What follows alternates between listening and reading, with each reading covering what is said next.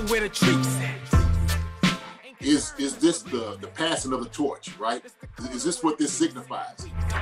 It comes down to that front office and what they feel is most important. The champ is here. We've touched down from a higher plane. Why you landed here? We always look forward to that week because it was always intense. You know that we ain't coming back. We about to. The man, the myth, the legend, Dante Hall. My favorite player growing up was Dante Hall. I love you guys in the show, but Dante was my guy. Get to dashing because you done on the warfield.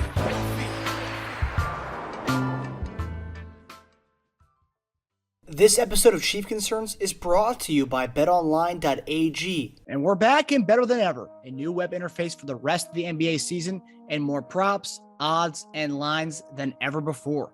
BetOnline remains your number one spot for all the basketball and football action this season. Head to the new updated desktop or mobile website to sign up today and receive your 50% welcome bonus on your first deposit. Just use our promo code BELIEVE50, that's BLEAV 50, to receive your bonus. From basketball, football, NHL, boxing, and UFC, right to your favorite Vegas casino games. Don't wait to take advantage of all the amazing offers available for the 2021 season. BetOnline is the fastest and easiest way to bet on all your favorite sports.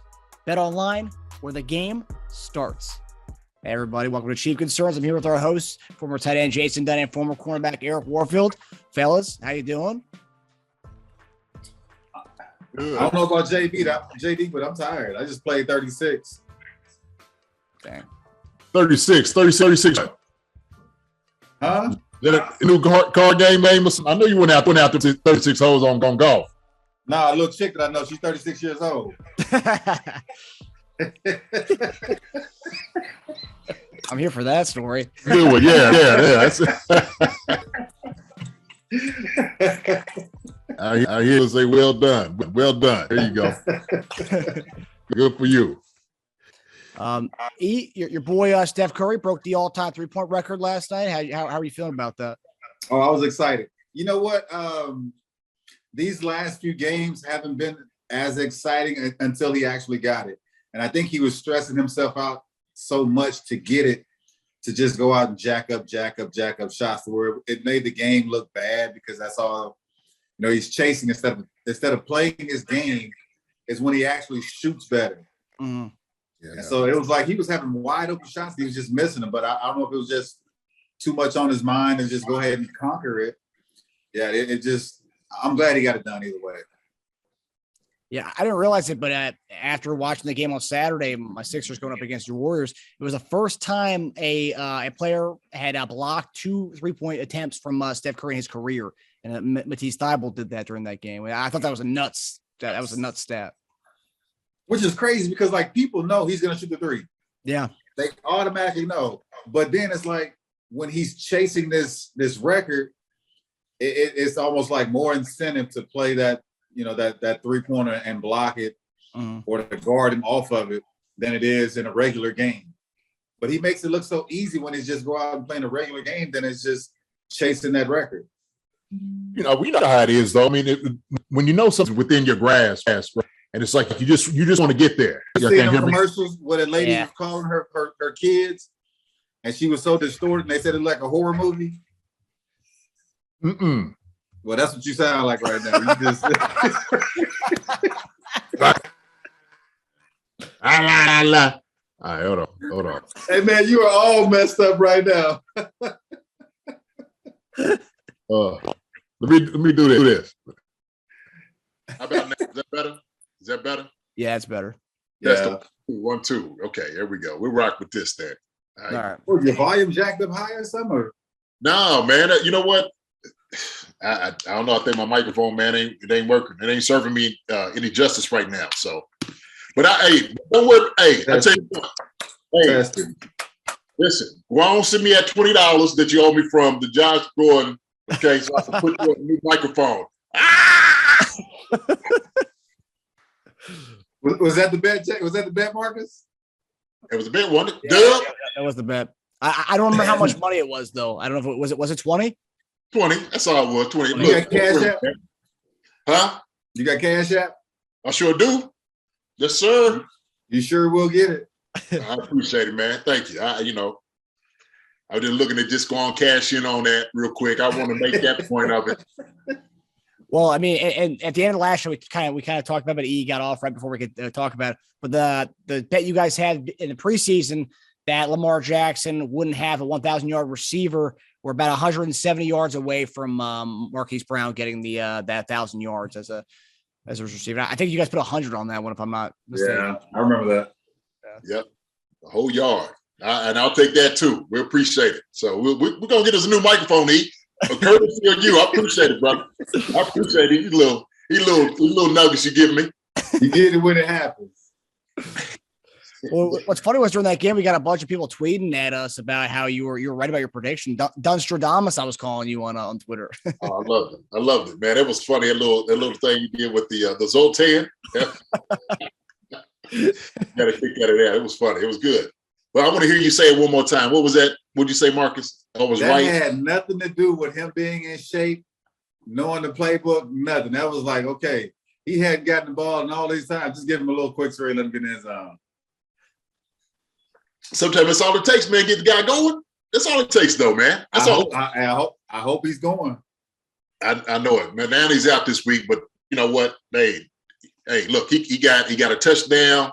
He got 2 catches. Look, rest this week. Just go on rest. Just take your rest right now. You know. Rest? No. We don't need rest. We got Chris Jones out, possibly out, so that causes a little fear. Yeah. Yeah. And there's a few more inactives too, and we'll get to that during one of the segments tonight. Yeah. But we can dive right in with the first segment, which obviously, if you're living under a rock, you would know that the Chiefs dominated the Raiders 48-9, which was the biggest blowout in the Raiders-Chiefs rivalry history, which I thought was insane. The fact 48-9 and then 41-14 in 2 separate weeks this year. But yeah, it was a wire to wire from the first snap. You know, the fumble for the touchdown, and then we kind of didn't look back after that. But what stood out to you in the 48-9 victory over the Raiders? I'll go. I'll tell you what stood out, man. First off, man, let me say this. You know, the disrespect. Okay, first off, with them coming and standing on the Arrowhead, it was unwarranted, ridiculous, and they needed anything to try to get them up and amped to come and play in the game. Look, fine, you want to do that? Then guess what? You better write you a check that your butt can't cash. If you try and do that, you're going to get it. So first off, in our house, doing that is just completely disrespectful. I don't care where you play at, you just shouldn't do it. All right? It's classless. It really is. But the takeaways from the game, defense playing stellar like always. The first, fumble recover for a touchdown, man. It was just right out the gate. Just right out the gate, man. It looked like the game was just swinging right in our way, and you just knew it was going to be a good day. So a team that's been flailing like the Raiders have been doing, you're supposed to make them lose, right? Like I said, there's 3 things you got to be able to do during the fourth quarter of the season. Keep the loser teams losing, right? Win at home, and you got to win in your division. And we did those 3 things. So good takeaway. The defense played well. Josh Gordon, he got his little touchdown in. The running backs made touchdowns when they needed to. Close to the end zone, to the red zone. That was it. That was a good takeaway, man. I think it was a full team win, and they looked really good. And that's how you do. You take advantage of the turnovers. I think we had 5 turnovers in the game that we ended up getting, something like that. Was it 4 or 5? A lot. Yeah, and so that right there is promising. I think we're in a good spot where we need to be, kind of going into tomorrow night. And that was my takeaway, man. Stellar. Good job. Yeah, it was an exciting game from the start, especially to get the turnover and the 6 points out of it so quick, just to kick things off. I'm more excited as to what the defense is doing, because for the years that we've had Patrick Mahomes, that's basically what our entire team has been known for. It's a high-powered offense because of the weapons that we have and the guy that's distributing the ball. Right now, I'm just flying on cloud 9 because I see that these guys are making a complete turnaround to becoming a top-tier defense, not just a defense that has gotten better than I think we were like almost last in most categories to start the season out with. and to see how far they've come to be a top tier defense. And, you know, Tyrann is out there doing Tyrann Mathieu things. Chris Jones has just been a force. And I don't know what sparked the light up under Frank Clark's ass, but he's been balling out there. So it's been a joy to watch those guys play. And the most exciting that I've really gotten out of it all is Dan Sorensen. I love all the plays that he's making. I love the time he's getting for all the shit that he's taking early in the season. So, you know, right now, I feel like I'm his number one fan to get him back to where he was, you know, at his best. And so just to see the defense balling the way that they're balling, that's what brings me more excited. And especially we're going up against a Chargers team and Herbert, you know, who came into our place and put a whooping on us. So, yeah, I feel like it's payback time. But, you know, they're still a good team. They have two good receivers. They have a good running back, and they have a good quarterback. So we just need to keep up the intensity, keep up the playmaking that we're doing. I know there's talk that like Chris Jones may not play, but hopefully with what we've sparked so far with the defense, the guys can keep it up. Yeah, he didn't. I don't think he passed the COVID protocol, right? So he's going to be out. Josh is going to be out. I think Willie Gay is going to be out. Yeah, those are the three. Yeah, is that the only three I know? I think those are the only three from COVID, and then L'Jarius Seed's still out from his personal reasons. Personal, right. Yeah. So it's going to be a good matchup, man. Tomorrow, it's going to be exciting, and I know the guys going to appreciate just having the weather, you know, just being out that way. So that's going to be the plus. But you know what I think? I think the guys, man, are riding high. Like you said, that defense, and you know how it is, man. When you have that confidence, man, you're playing at a high level. With that many turnovers, it just rolls over into the very next week. It just rolls over the very next week, man.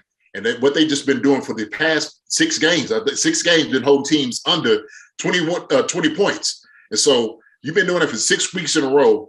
You walking around like the top of the town with your chest out, right? Now, like you said, you're beating on your chest. You're sitting over there. You got your chin up.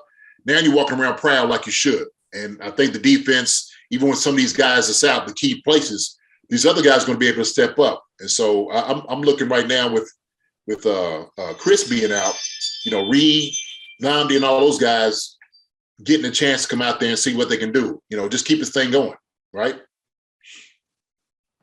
Yeah. As far as that, the next concern is really about the guys who are going to be out tomorrow night. I mean, obviously, we've seen the depth we had in the secondary. So obviously, Snead didn't play last week. We have Mike Hughes stepped up. I think he was AFC Defensive Player of the Week this past week. So it just shows the depth of like cornerbacks, Rashad Fenton, him, Charvarius Ward. But overall, though, with Chris Jones and Willie Gay possibly being out, how big of a loss is that for our defensive unit going against a high-powered offense like the Chargers this tomorrow night? There's no easy way to sugarcoat it, and you can't. Chris is a force.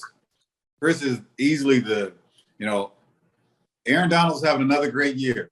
10 sacks throughout the first. How many games are we in so far? This is week 16, right? 15. As a D tackle, he is still the man out there, and Chris Jones is right behind him. And so you can't say that you expect us to be the same defense that we were without him. Because he's a force. That's no other way of looking at it. And Gay has been playing really, really good ball to where he will be missed. Is Neiman prepared? I think he is. He's had enough reps. He's had enough playing time to where he's well experienced, knows the playbook well, but he doesn't have the playmaking ability that Gay does. But I think he can make enough plays to where we can sustain and to get a win with it. Yeah, somebody like Chris, man, it's hard to replace. It's hard to like just plug and play. But like he said, Neiman coming in. And the thing was, we was without Gay the first of the season. Was without Chris at the first of the season too. And so the guys that have been putting in that came out there, they got some experience under their belt. And like I said, they've been kind of riding high with what the defense has been doing. They contributed as well, so that's a good thing. The thing is, can they sustain what they need to do for the entire game? And I think they can. I think you have to do, some different things because, like E said, man, I mean, Chris is a force inside. I mean, you're seeing it. There's some things he's just doing that other guys just can't do. It just really. And so that's going to be really the challenge to see what he can do, especially like Ingram and if Clark still plays at a high level, Frank comes out, plays a good job. I think, we'll give these guys a good run for their money, man. And it's payback. It really is payback. And so I think we'll do some things defensively different than we played them, the first time around. And it's not going to be, Justin Herbert just tossing the ball all around the field on him. I don't think we had Ward that game either, did we? I don't know. I sure. think you might be right. I don't think we did.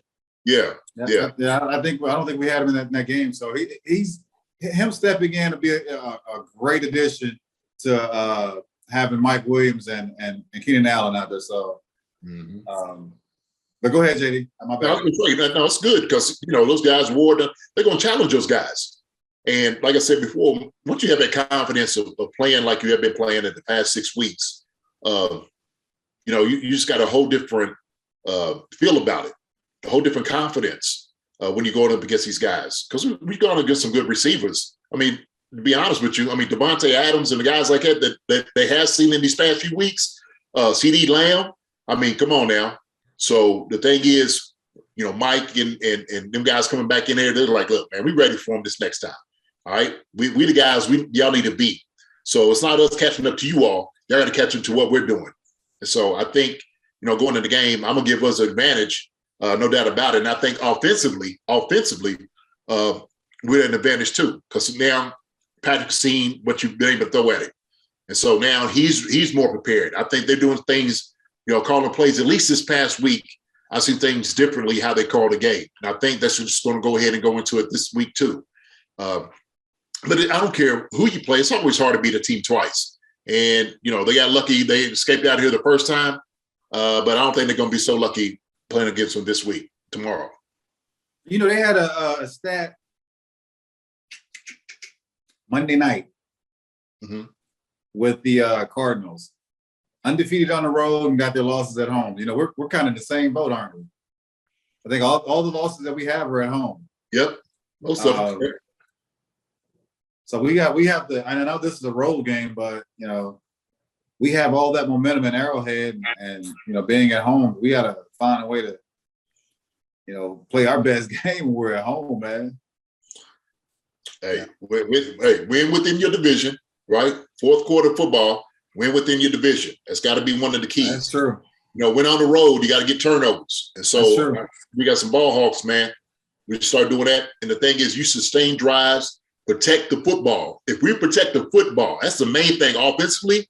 Protect the football, sustain drives, and we're going to be fine. And I think, with CEH back, is going to add to it. Nicole got some good looks last week. Get him going a little bit more. The way Gore looks. Yeah. So, but we're going to be without him this week. Tomorrow, we're going to be without him. So.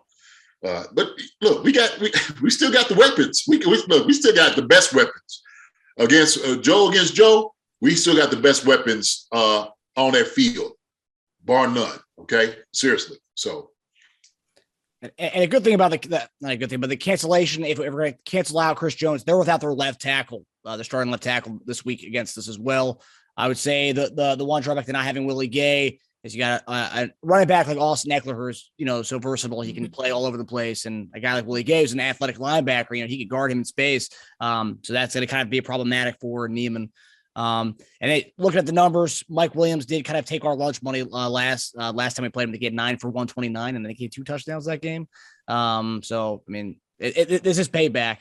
And the question I did want to ask you guys, so any Chiefs fan who watches the Chargers games when going to San Diego or LA, those stadiums are usually packed with Chiefs fans, so it's really not much of a home field advantage. And I will say this: you kind of mentioned about going to at this time of the year, the weather in LA is much nicer than Kansas City. So, like a thing like that for a player going to LA? Is that like kind of like a good thing for the players? Like they're like, oh man, we're going to the West Coast for this game. Is that like something that's like they're talking about? Like the weather won't be an impactful thing, right, for the guys? Man, as much as you see guys out there with no sleeves on when it's cold, nobody likes that. If we can play in 80-degree weather, but where it's not scorching hot, you got a nice breeze and you got the nice grass out there. You would love that. And that's what you love to play football in. That's what LA kind of provides. Nobody wants to be out there freezing the buns off and toes and fingers where you can't really feel, your hands. So yeah, no, that hurts, man. We pretend to be the tough guy out there the entire time, and it looks good for TV. But when you get those licks, man, that stuff stings. You talking about being lubed up? I mean, you yeah. Man. I mean, you out in the open, boy. I'm telling you, man. You wide open now. Shoot. I mean, you just feeling you running on your tiptoes when you out there. Yeah. I mean, shoot, man. You sitting over it like, with cold weather. You try to put icy hot on and all type of different things, Vaseline, whatever it is, try to keep that, insulate yourself. But now you out there, shoot, man, you might just, I don't know, you might go free bird, not even wear no jockstrap or nothing. Yeah. I'm sure you had some like crazy teammates who love that cold weather, right? I'm sure there's some like the crazy bastards who love that stuff. Yeah, man. Again, man, that's just to psych yourself out. Right. How tough are you? Oh, come on. Why are you wearing sleeves out here? Because I'm cold. That's why I'm wearing sleeves. Oh, you ain't tough enough? Yeah, it ain't got nothing to do about being tough. It's about being smart, right? So I'm being smart. And, if you want to go out there in the cold weather all you want to, have at it. So. Well, you told that one story last time when we played the Chargers about was it Sean Merriman not wearing they want to wear sleeves or they wore sleeves to the game. What was the story you told, JD? Oh yeah, you see all when they came to Arrowhead during the wintertime, all of them had sleeves on. They was doubled up. They had 2 sleeves on. I mean, big old winter gloves. I'm like, man, they can't catch no footballs. They ain't gonna make no tackles. And you can see it. You can just see it in their face. They was just like, man, we do not want to be out here for this game. So I think I ran like an 80-yard reverse on them, man. They didn't want to tackle nobody. I'm just playing, Midwest is brutal, man. When the season changes. Yes, sir. Oh, real quick, man. Shout out, man, for the tornadoes and stuff like that. For everybody that was dealing with it here in Kentucky. I know we said Midwest and we talk about the storms and stuff, but I don't want to bring up a somber moment. But any of that close to you guys? Yeah, man. I'm about 2.5 hours away. My sister is like a mile down from where she lives in Bowling Green. There was like a apartment building that just got absolutely obliterated. I mean, completely demolished. I mean, it was like nothing else there, man. And my friend, I talked to him earlier this morning. He's from Mayfield, and he's on the phone with me, and he's in tears. He just talking. He said, JD, he said, man, I don't even recognize the place. He said, I'm lost. He said, because the places I would remember, I don't even recognize anymore. And while he's telling me this, man, he's just tearing up. He's just in tears. And he was just talking about how he just had to go home to see what he can do to kind of help out. And so I told him, I said, man, look, I'm going to say this. I said, I'm going to try to, promote as much as possible for people to get out here and, give to this. I mean, it's been such a warm feeling for the type of response that you've seen from, people around the state, around the United States, to help out and to give and see what people needed. The amount of friends and loved ones coming to the rescue of these things, and even the government coming in and helping out, trying to do their part and everything, man. So I mean, the loss of life, man, is something that you just got to cherish because you can't get those things back, man. But he really touched me, and just seeing the things that they just been dealing with down here, I've been thinking in my head like, what more do I have to do? Sure, I even thought about going down and taking a chainsaw and see what I could do, man. And it's been an outpouring of just a lot of support from a lot of different people, man. I'm just so thankful for just seeing that human element coming together, get away from all the other stuff and just realize these things right here that you're dealing and helping other people out that's in pain is the most important thing you could possibly do, showing that love. So, yeah. Keep them in your thoughts, man, and the prayers. All of them is needed, and welcome everything. But this rebuilding. I heard a guy on TV say, look, one thing we could do, we can always rebuild. Rebuild. Yeah. He said, but the thing is, we have a life, and that's the most precious thing, the most valuable thing we can have. And we're just thankful for that. We thank God for that. So for sure. I hate to segue from that back to football, but so with this game coming up tomorrow, it's crazy. We have to me, I hate Thursday night games. When you guys play, were there Thursday night games going on? No. So you had the one Thanksgiving game against the Giants. Yes, we had that. Yeah, for sure. Trying to think if when you guys played your game early against the Dolphins when they had that hurricane, when was that? Was that Saturday or was that Friday? Friday. That was Friday. Okay. You remember Eddie? Yes, I just don't remember the day. Okay, yeah, because remember we had to fly down 2 days early, so we flew down on Friday and had the game on Friday because they said it was coming in that weekend. We flew in, got dressed at the hotel. Wow. Played the game, got on the flight, and flew out of there. I mean, it was like all in one day. It happened, And so, they just kept talking about like the adversity we had to deal with coming down. They made a decision. Hey, we're gonna play on this day. We're going down, and that's what we did. It was crazy. It was crazy. But man, we got the dub too. We got the win. But shoot, that turnaround, dealing with that is always tough. And especially like on a Thursday night when you just played on Sunday. Mm-hmm. Not to mention you got to go out to the West Coast too. That trip in itself takes a lot out of you. I don't know about E or not, man, but I just know like being in that plane for a little while, always like 2 time zones. They always talk about the jet lag and whatnot. Does it affect you? Did you ever feel anything like that, E? When you was traveling to the West Coast? On the plane? When you go out there to play. Yeah. There's about a 90% chance going and coming, we were playing some type of card game. But you didn't going and coming, we were playing some type of card game. Right. So, but you didn't feel like I don't know. You know how they say like sometimes the fatigue. I was caught up in the moment, man. You got money here, you got cards here. It's like, do I feel your turbulence? Do I feel the plane, the wing fall off the plane? No. So huh? You ever experienced any like jet lag going to the opposite different time zone? No. I mean, sometimes I think once we get down that, we play the game so fast, that we don't really, the effects of the jet lag and stuff like that don't really sit in with you until you get home and stuff. You realize like, oh my gosh, I just went through 2 time zones and getting back and everything's kind of off, but not too much.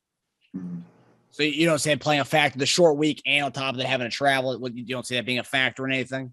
That's going to be tough. Everybody's got to do it though. Yeah. Every team's got to do it. So, but we just say, got to adjust. Yeah. I mean, Chiefs this week, see my thing, look, I'm going to be honest. Like when you hear guys getting, positive for COVID and stuff like that, you wonder like first off, where'd you get it from?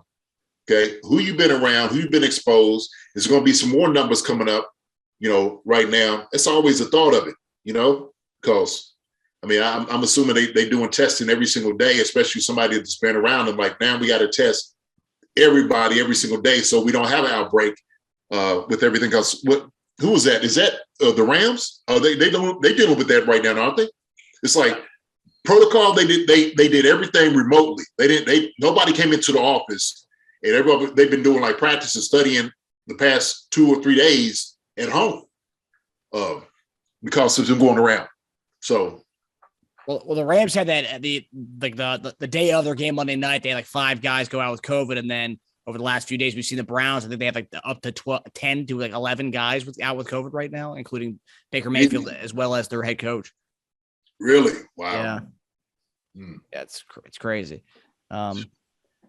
But so with the game, going to the next concern. So with the game tomorrow, with the AFC is pretty much up for grabs. This is kind of it's right now to take over the West. Do you think the winner of this game is going to be the AFC West champion? I think so. I think because you look at these other teams and how they're falling apart. Before it was the Chargers were a top team. Take nothing away from Baltimore because they're still a good team when Lamar Jackson is healthy, but they're not the same Baltimore team that was playing at the beginning of the season. So it's like we've made the right strides at the right time, and I feel like us and New England are playing the best at this moment. Tennessee is missing Henry. Still a good team. They're just missing the key piece to their team. I don't think that Cleveland has enough. I don't think Cincinnati has enough. Who else is out there that could be a threat in the AFC? They try to always bring up, Buffalo, Pats. Buffalo. Yeah. And so, like, even them, like, they're falling apart. Like, you see these teams that start off so high, and, like, they come to this point of the season is when you should be playing your best ball. And these teams aren't. And the teams that I feel like are the strongest right now are us in New England. Yeah, I would have. Will they win the AFC Championship this game? Oh, if I was talking about the AFC West. So the West. The West. The West. I got you. Okay, yeah, I was going to say no, not necessarily, but the West. Because I really looked at the Chargers. I know they're, but who did they get? They got beat by who in the what's name in division? Who they get beat by? I haven't looked at their what's name.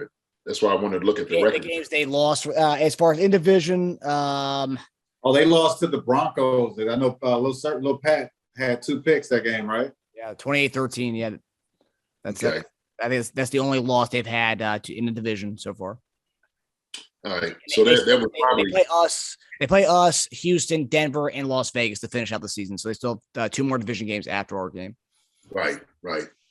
So they would for them. If let's just say they beat us, which I don't think they will. If they lost to the Broncos and Vegas, we would win out. We win and we won the rest of our division games. We would win out. So I don't necessarily see that. I think we're gonna win the game anyway. But if the Chargers win, I still don't think they win the division. If it makes sense. I mean, did I say it correctly? Because I think they would still lose to the Broncos. Maybe even Vegas might even come in there with with a Hail Mary and beat them. So. And do you think that as well? If the Chargers win tomorrow night, they'll take it or no? I don't know. I feel like we're the better team, though. I don't want to sit there and think that if we lose this, because I think we did some silly things to shoot ourselves in the foot in the game that we did lose. Patrick forced a few plays. The defense wasn't on point. We just gave up some silly passes to where it's like the guys weren't even covered. And to take nothing away from Williams and Allen, they're really good receivers, but I just didn't feel like we were just tuned in at the beginning of the season at that point. So I just feel like we're a better team. I don't want to sit and contemplate like if they win. I feel like we need to win. One, confidence-wise, going into the end of the season or to end the season with, going into the playoffs and trying to hold down a home field advantage with all this. So I just feel like we're a better team and to just not even think about what happens if they win.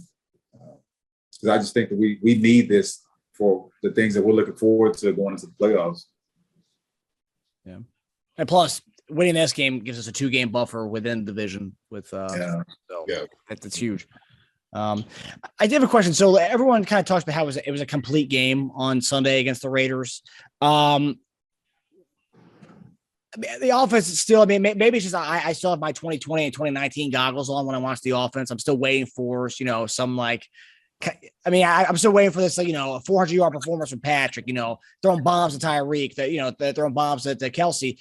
I mean, are we going to see that? I mean, or is this what the offense is kind of going to be from here on out? Kind of more of an efficient offense. I'm okay with what we have. Have teams figured out what we do? I think they understand we have two major pieces that makes Patrick more successful than any other quarterback, and that's Kelsey and Tariq.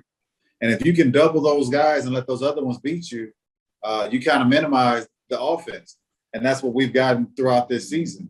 Yes, we've had some breakout games. For the most part, we haven't. And we just got on track. Patrick throwing a touchdown just his last game. What was it, 2 or 3 games that he hadn't? Yeah. But that's not a knock on him. Patrick's still to me, one of the top 2, top 3 quarterbacks in the game. But yeah, if you take double team those 2 guys, it's a matter of the other guys having to step up. And right now, I don't feel like they've really stepped up to accept the challenge. And which is what we seem like we, complain about every single week. Who's going to be the 3rd, 4th guy? So those guys just have to step up. I mean, I know we've implemented Gordon in the last game with a couple of passes and a touchdown. So hopefully this was a kickstart for what he can do. Yeah, I think sometimes, like you said, you look at it, the goggles, the 2019 and what Patrick's been able to do. Like he said, they're just starting to do things defensively different against us, which is fine because now all of a sudden, like you say, you find out what everybody else can do around you. And I think we have been just small increments of getting better or figuring things out. And so our main thing has been just eliminating the turnovers. Our turnovers is the one that's been hurting us more than anything else, right? And it's sustaining the drive. So when you had a lot of it, like, the drop passes or bouncing off guys' hands, and all of a sudden, it's in the defensive hand, that's been our problem. Last week, what was promising is we scored when we was in the red zone, and that was great. And that's what you're looking for because the efficiency of playing in the red zone is something that every team is looking to be better at. And so if we build on that and just staying that efficient like we did last week, then we're going to be good. And so like CEH being back, who's going to be, a big part of our offense. Like I said, like if Gordon, if he comes in and he gives you three balls a game, right? Then, hey, he might just be that guy. He might just be that answer where you could use a big body, throw the ball to him, use McCall, like I said, on a couple of reverses, a couple little, trick plays here and there. I think we're going to be fine. So, Patrick throwing for 300-something yards, which is pedestrian for him. That's a great game for anybody else, any other quarterback in the league. So, Hey, man, I'm good with it. I'm good with it. But being efficient and balanced is where we need to go. I think it's the part where we need to figure out because if we just stayed like just being passing 50 times a game, that's not going to work. That's not going to be a forte, especially if guys are not catching the football like they should, or the turnovers have been going up. Then all of a sudden, of course, what you're doing, you're putting our linemen in a position where they had to pass block all day. And those guys, they don't want to do it. They shouldn't do it. And so, we got 3 backs that should catch the ball out the backfield. So that's another weapon we've been utilizing too. So that adds on to it as well. So I don't mind it. I think we'll still get better. So we'll be good.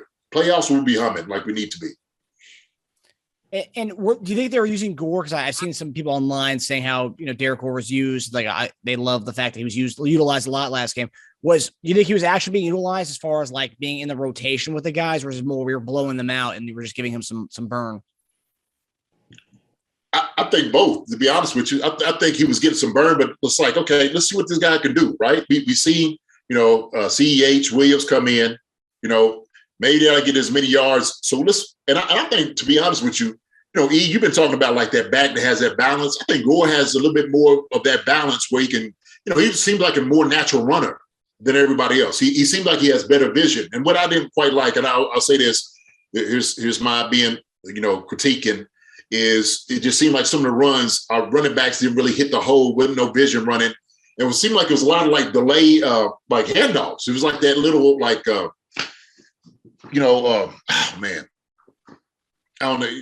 Basically, that's what it is. It's like draw. Yeah, I don't know why I couldn't even think of the name.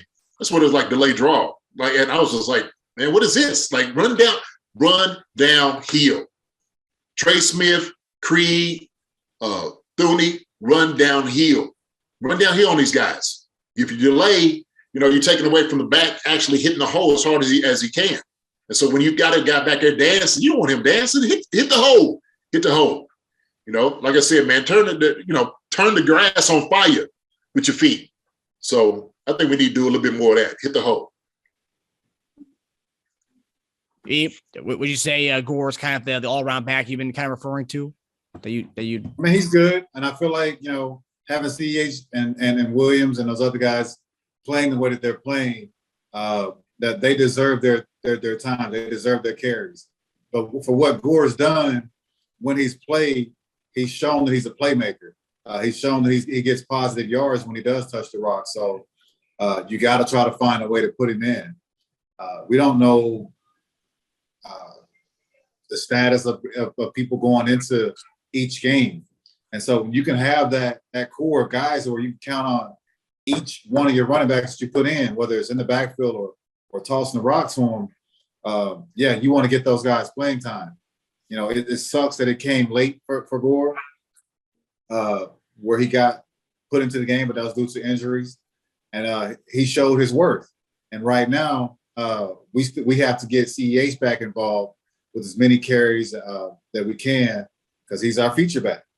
Yeah. But yet, Gore is a good back. Williams is a good back. So can you make enough plays, make enough time to get each guy the reps? When you got games that are blowaways like the Raiders, you can. But when you got a game that's down to the wire, you can't. You have to give that feature back and whoever else is number two those reps. And it was fortunate that we had a blowout win against the Raiders, so he got the clock and the carries. And the reality is, it wasn't against this ain't preseason. It wasn't like against the second or third team. This is the first game. Yeah. So. And as someone online that said something, and then I tweeted back at them saying that the game kind of reminded me of, with Blaylock and Priest. Obviously, they went through a lot of touchdowns, but having three running backs score in the game was kind of remind me of the Priest Holmes Blaylock versus the Atlanta Falcons game. Oh yes, which he had a pick six in that game. I did. Oh, you had pick 6? Yeah, sure did.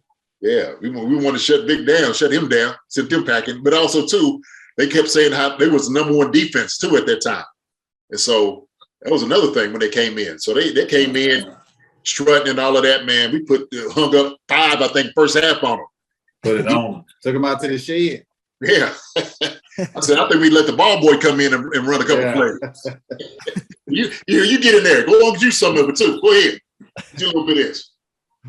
Who was that pick 6 on? Was that Brian Finneran? Or was that Michael Jenkins? Oh, I have no idea. The receiver? Yeah, because he was throwing a hitch route, and you kind of came up and picked him. Yeah, I don't know. I can't remember who it was. It might have been Roddy White. And I have the worst memory. I'm trying to remember who that receiver was, because I remember seeing that clip a lot on loop back in the day. But yeah, Brian Finneran. Brian Finneran. Who was the other receiver? Brian Finneran, Michael Jenkins, Roddy White. Michael Jenkins. Okay, yeah, I don't remember Roddy as much like name called, but I remember Brian Finneran. Yeah, Roddy was probably that game was we were clicking on all cylinders, offense and defense. So. Oh yeah. Yeah. Yeah, no, so it was just a little blaster pass. I made a comment about it. A bunch of people started talking about that game, and I thought that was funny. Say goodbye to dull gifts. LightBox lab-grown diamonds are the brightest gift of the year. Using cutting-edge technology and innovative techniques, they've cracked the science of sparkle, creating the highest quality lab-grown diamonds you can find at a light price. $800 per carat. They have the same chemical makeup of natural diamonds, but just are grown in a lab. Because of their process, they can create stones in blush pink and beautiful blue, as well as classic white. LightBox lab-grown diamonds are the gift that they'll never want to take off, priced so they won't have to. They really do make any outfit sparkle. Visit lightboxjewelry.com to add sparkle to your holiday shopping. That's lightboxjewelry.com. Lightbox diamonds, never a dull moment. Yeah, okay. So final topic is the game predictions. So obviously we play tomorrow night, so quick turnaround for our Chiefs and us having a show and then a game tomorrow. So obviously play at 8:15 tomorrow night, Eastern Standard Time on Fox, Amazon Prime, and NFL Network. The game opened up as the Chiefs being a 4.5-point favorite, but I guess with the guys going to COVID, the lines dropped now to we're a 3-point favorite now, and it's in Los Angeles. So guys, who do you guys have winning this game, and what are your score predictions for this one? You know what's crazy? Like every week that I picked that we scored in the 20s, we scored 30 plus. And every time I picked that we scored 30 plus, we scored 20 something. So I hope that we're putting on a butt whooping. So I'm just gonna say 28-20. Chiefs. It's pretty good. I'm gonna go 31-24. 31-24 Chiefs. So I think it's still going to be kind of a lot of points being thrown around. The first time Chiefs have given up 20 points in the last 6 games. So 7th game, they might give up. Of course, they don't have Chris and these other guys. So that's what I'm looking at, 31-24. I got Juan Thornhill getting a pick this game. Okay. I like it. Now, when you say 31-24, JD, are you talking are we talking a Patrick 300 or 400 yard performance, or are we still talking like an efficient kind of like 250 yard kind of game with, I think Patrick might go for about 324. Okay. Yeah, 354. Why not? Man? Look, I told you they're going to be lubed up already. Everybody going to be out there like it's just, doing the little karaoke's and all, skip it. Oh, they're going to be ready. They're going to be ready. So yeah, man. Yeah, Pat, he's going to get it open this week. So. I hope so. I'm playing the first round of my fantasy playoffs, and I got Patrick, Kelsey, and Hill. So I need an offensive explosion this week. I need the guys turning on this week. I got to buy this week. I sit back. I lost my bye because Arizona Cardinals kicker hit a field goal. I lost by 0.8, so it dropped me from first place to third place. So I lost my bye on Monday night. Yeah. Just going to the Chiefs and Chargers game, the line actually, so the total points, Vegas had it at 51, and then this morning it changed to 52. It's the highest point total of the week of any matchup in the NFL. So 52 total points is the over under for the game. And E went with the under, and JD went with the over for this one. Oh yeah. All right, well that does it for us. Yo. Thanks for tuning in to Chief Concerns presented by BetOnline. Gentlemen, another good show, and we'll see you next week to talk about this game and also look ahead to, I believe, was it Cincinnati next week? Cincinnati. Yeah. Pittsburgh. We got Pittsburgh. Pittsburgh. Yeah, we ain't got the Bungles yet, so yeah. 2 weeks for that. And that'll be an offensive explosion, I think, on both sides between Burrow and Mahomes. That'll be a nice matchup to talk about in 2 weeks. But we got Big Ben next week, so that'll be a fun one to talk about. Yep. All right, fellas. All right, gents. All right, gentlemen. All right, guys.